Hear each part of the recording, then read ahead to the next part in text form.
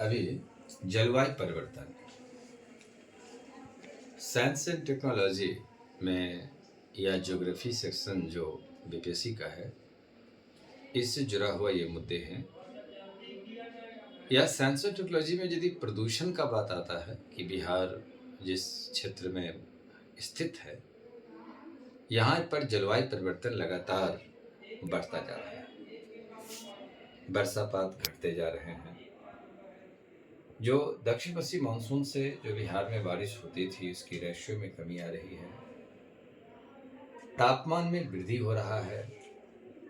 ये यहाँ के स्वस्थ वातावरण को भी कमजोर करेगा। पानी की गुणवत्ता में कमी आ रही है। सरकार भले ही 2 महीने पर गंभीर क्षेत्र में और 4 महीने में पानी का भले ही वो सर्वेक्षण कर ले, लेकिन आखिर सवाल है इसका स्थायी निदान क्या है।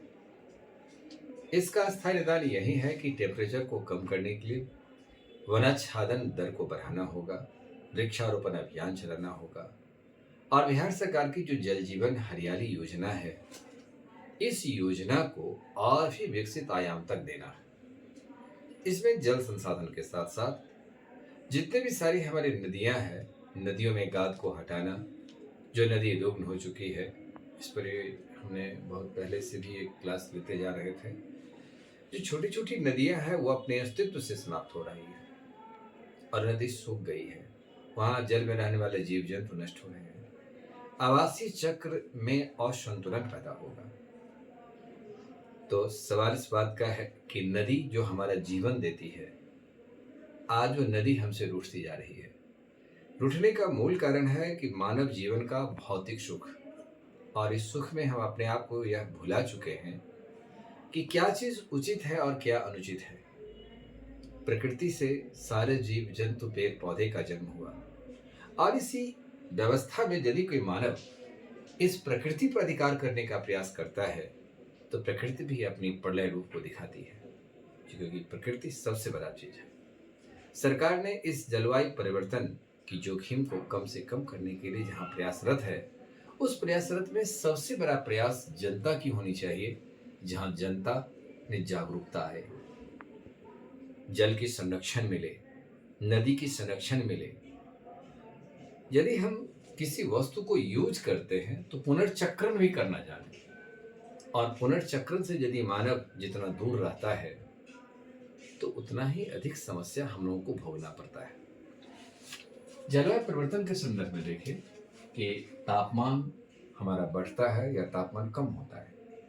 1 डिग्री सेंटीग्रेड सेल्सियस यदि हमारा टेम्परेचर बढ़ता है तो मानव जीव, कुछ जीव ऐसे जो विलुप्त हो जाएंगे, और मानव पर अनेक रोगों का शिकार हो जाएगा। ऐसे जरूर कि जब तक हमारे चिकित्सा व्यवस्था खोज करेंगे इलाज, तब तक बहुत आदमी को काल में समा दिया जाएगा।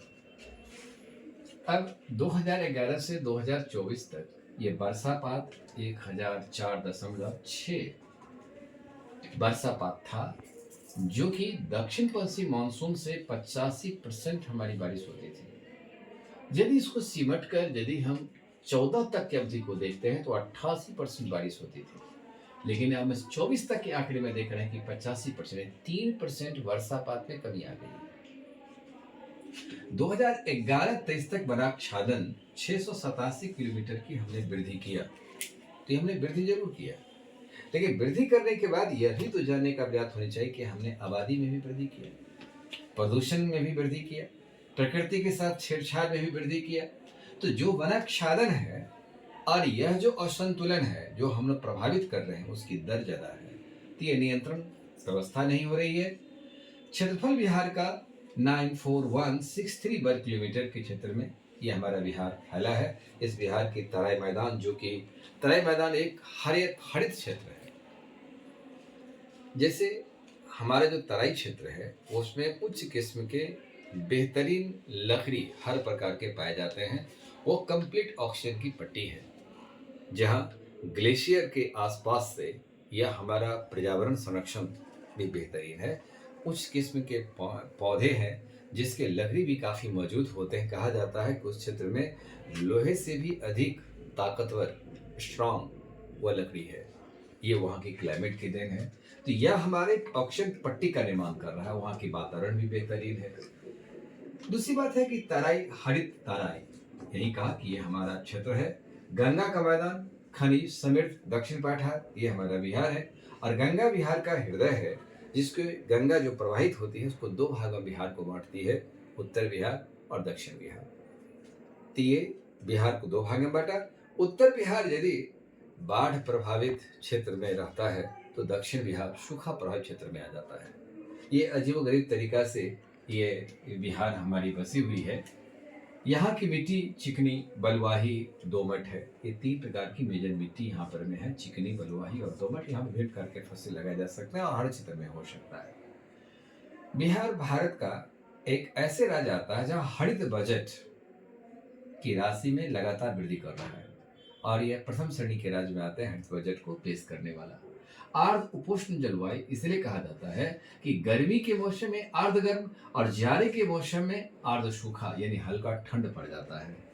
ऋतु में, गर्मी ऋतु में 40 से 42 डिग्री सेंटीग्रेड तक यहाँ का टेम्परेचर हो जाता है ज्योग्राफी के भीतर।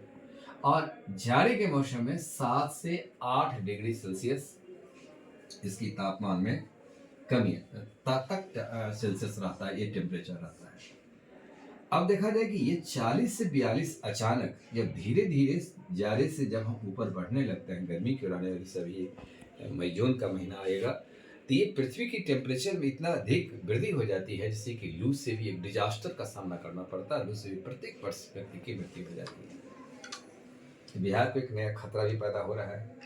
इसलिए प्रकृति जैसे चलती है उसी चाल में हमें चलना होगा। हरित बजट 2024-25 में 13,823 करोड़ रुपया सरकार ने दिया और सरकार ने इस बजट में शामिल किया, जो बजट अभी वर्तमान में चलती जा रही है और ये बजट की राशि में आ रही है। अब कि बनाक्षादर में 2011 से 23 तक 687 वर्ग किलोमीटर ये हमारा बनाक्षादर में वृद्धि हुई है। सघन वन का क्षेत्रफल 156 वर्ग किलोमीटर की में बढ़ा है। खुला वन बिहार में सबसे अधिक है। जैसे मैं इसको एक ग्राफ के माध्यम से दिखा रहा था कि खुला वन जो है 51.3% में हमारा खुला वन है जो भी वर्तमान बिहार में है। अति सघन वन 5.1 यानी इसकी परसेंटेज कम है। मध्यम सघन वन 43.6% है। यही बिहार में वन क्षेत्र है और इसी वन पर ये 13 करोड़ आबादी यहाँ पर अपना जीवन जी रहा है, ये ऑक्सीजन की पट्टी को धारण कर रहा है। बिहार सरकार की सबसे बड़ी एक मिशन थी जल जीवन हरियाली योजना, महत्वाकांक्षी मिशन है जिसमें 20.77 लाख इस पर खर्च करने की बात थी। कृषि वानिकी या अन्य संरक्षण व्यवस्था को उत्थान करने के साथ सरकार ने यह प्रयास किया था। मुख्यमंत्री नर्सरी योजना, जल जीवन हरियाली, ये सब कार्यक्रम का उद्देश्य बनाया था। जल जीवन हरियाली कार्यक्रम 26 अक्टूबर 2019 से संचालित होती है और इस सरकार ने इस पर एक मानव श्रृंखला का एक आवरण को भी तैयार किया था कि इस श्रृंखला में हम मानव जगत को आगे बढ़ा सकें। संयुक्त राष्ट्र ने बिहार के मुख्यमंत्री श्री नीतीश कुमार जी को काफ़ी प्रशंसा भी किया था। तो ये एक अंतर्राष्ट्रीय स्तर का भी एक समस्या के रूप में था जहाँ जल जीवन हरियाली का आइकॉन लौंगी भुइयां को बनाया गया, जो गया क्षेत्र में पाइन खोदकर वहां की जल संकट को दूर करने का कार्य किया था। तो ये एक जागरूकता की बात थी। नमामि गंगे सरकार की योजना है जो केंद्र सरकार की ओर चलाई जा रही है और नमामि गंगे योजना भी अभी चल रहा है, जिससे कि जो प्रदूषण से जल की गंगा की पानी को प्रदूषित कर रहे थे, इससे पानी के प्रदूषण में भी कमी आएगी। सरकार ने जल जीव संरक्षण के लिए विक्रमशिला गंगे अभ्यारण्य, डॉल्फिन अभ्यारण्य जो भागलपुर में है, सुल्तानगंज से कहलगांव तक, ये 1972 में 60 किलोमीटर की अभ्यारण्य है जिसमें 2010 में से राष्ट्रीय जल जीव के रूप में गंगा डॉल्फिन को घोषित किया गया था। गंगा में डॉल्फिन की संख्या कम हो रही थी, उसकी संख्या के संरक्षण देने के लिए किया गया। बिहार में जल प्रदूषण, वायु प्रदूषण है, ध्वनि प्रदूषण है और जल प्रदूषण है। तो जल प्रदूषण काफी गंभीर भी होते जा रहे हैं, क्योंकि देखिए इसमें क्या है, इसमें रासायनिक प्रदूषक आर्सेनिक, यदि प्रभावित वार्ड पूरे बिहार में देखा जाए 4709 परिवार लाख में 6.98 लाख परिवार यह प्रभावित हो चुका है। आर्सेनिक से जो आर्सेनिक की मात्रा जल में रहने से ये कैंसर जैसे रोग को बढ़ावा देता है। हालांकि शोध संस्थान ने यह भी कहा कि 22 जिला इससे प्रभावित है, 13 जिला से 22 जिला हो चुके हैं।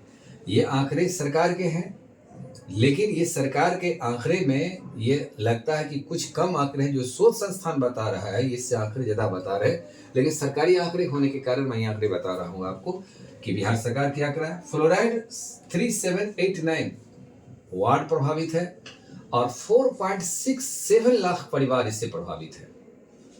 आर्सेनिक और फ्लोराइड का जांच के 2 महीने पर सरकार ने इसका जल का परीक्षण करते हैं। आयरन के लिए 4 महीने पर आप परीक्षण करते हैं, फिर आप मुआयना करते हैं इसका समाधान का रास्ता क्या हो। तो आयरन में 21709 परिवार प्रभावित है, जबकि प्रभावित वार्ड है, जबकि परिवार लाख में 36.03 लाख परिवार प्रभावित है। कुल देखिए कि प्रभावित वार्ड 30207 प्रभावित वार्ड है, वहीं पर 47.68 लाख परिवार इससे प्रभावित हो चुका है। अब सवाल है कि आर्सेनिक की मात्रा को कम करने सरकार क्या करेगी। तो आर्सेनिक जितने वार्ड में है वहां पर यदि कृषि कार्य की जमीन के लिए हम जल का इस्तेमाल करते हैं तो या आपके गेहूं के माध्यम से, धान के माध्यम से यह मानव शरीर को में गिरा आता जा रहा है, तो वो भी हमें आर्सेनिक इस मात्रा में आ रहा है, तो यहाँ पर कैंसर रोगी की संख्या बढ़ेगी।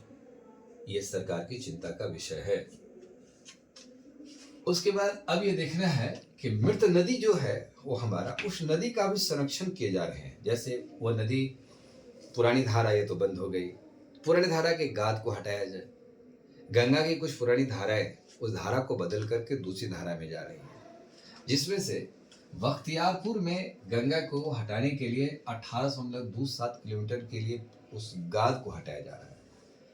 बख्तियारपुर में गंगा की जो दिशा जा रही है इससे मानव जीवन प्रभावित हो रहा है, वो कटाव ज्यादा कर रही है, नई धारा में आ गई है। तो उस पुरानी धारा में यदि गंगा बहती है तो वहां के लोगों की समस्या इतनी गंभीर नहीं होगी। यह समस्या वहां के लोगों के लिए गंभीर होती जा रही है। छोटी छोटी नदी को जोड़ने के लिए समस्तीपुर में भी कार्यक्रम की पहल की गई। फिर सीतामढ़ी में लखनदेई नदी को पुनर्जीवित करने की बात हुई, जिसमें 3 किलोमीटर का यह एक क्षेत्र का विकास करने की बात हुई है। एक नहर बनाए जाएंगे, उससे आसपास के क्षेत्रों का सारे में सिंचाई की व्यवस्था हो सकती है। तो पुरानी नदियां रूठ रही है तो सिंचाई समस्या गंभीर होगा। अब इधर बिहार सरकार कहती है हर खेत को हम पानी देंगे, तो यह निश्चित रूप से इस योजना को लागू आप कर सकते हैं, बशर्ते पुरानी नदी की धारा को, जहां बदलाव हो रही है उसको उस धारा में लाने का प्रयास किया जाए, गाद को हटाया जाए, जो नदियां सूख रही है उसको पुनर्जीवित करने का प्रयास किया जाए। जैसे तेल नदी है, तेल नदी आपके बक्सर के पास से गुजर रही है। ये नदियां जब हमारे बिहार में धीरे धीरे खत्म होती जा रही है, उसमें पानी गर्मी के समय कुछ रहता ही नहीं है। 2013-14 में यदि हम इस टेम्परेचर को देख लें कि सबसे कम था तुलनात्मक रूप से 45.3 डिग्री सेल्सियस था न्यूनतम, वहीं 2012 सबसे अब तक का सबसे गर्म वर्ष है। हालांकि 2025 की गर्म वर्ष अभी पूरा क्लियर नहीं हुआ है, उसमें से 47.4 डिग्री सेल्सियस 2012 का सबसे गर्म वर्ष था। तो अब इस बात को देखना है कि क्या 2025 क्या 2013 के इतिहास में रहेगी या 2012 के इतिहास की ओर जाएगी या उससे कम रहेगी। ये फैसला तो आने वाला वक्त बताएगा। ऋतु के समय में भी इसी प्रकार का परिवर्तन का दौर देखा जा रहा है। तो अभी जो सरकार द्वारा संरक्षण है, जैसे शहरी क्षेत्र में जितना भी सरकारी जमीन था या पार्क था, उस पार्क को वन विभाग अपने अंडर में कर लिया है। जलवायु परिवर्तन विभाग इसको अपने अंडर में रखा है और पेड़ पौधे से सुसज्जित उसकी बरों की संख्या को काउंट डाउन किया है। जल जीवन हरियाली में एक बात है कि यह योजना में 2387 योजना को रखा गया है और 2182 योजना को इसमें क्रियान्वित किया जा चुका है। यानी 2387 योजना है, इसमें से 2182 योजना फिलहाल अब इसके भीतर में चल रहा है। 2226 सॉरी 22,263 हेक्टेयर में इसका फिलहाल अभी इसका विस्तारीकरण किया जा चुका है। इस प्रकार यह जल जीवन हरियाली सरकार की जो महत्वाकांक्षी योजना है, ये अभी संचालित व्यवस्था की ओर अग्रसर है और जलवायु परिवर्तन पर नियंत्रण पाने के लिए सरकार अपने स्तर से प्रयास कर रही है। इसमें जागरूकता भी लाना होगा। जंगल में जो आग लगता है, उस आग में लगने के लिए जैसे ठूंठ को जलाने से वो धीरे धीरे आग जंगल की ओर बढ़ जाती है और जंगल जल के राख हो जाती है। इसकी दर में कमी लाना होगा। ये सब ठूंठ में आग ना लगाए, उस ठूंठ को यूज़ किया जाए। अधिकांशतः बिहार में जो आग है वो अन्य किसी कारण से नहीं है, ये ठूंठ लगने से मेजर रूप से यह अभी आग लगने का संभावना का डर होता है। इससे किसानों को थोड़ा परहेज करना चाहिए। इसलिए जल जीवन संरक्षण व्यवस्था को आगे बढ़ाते जाना चाहिए।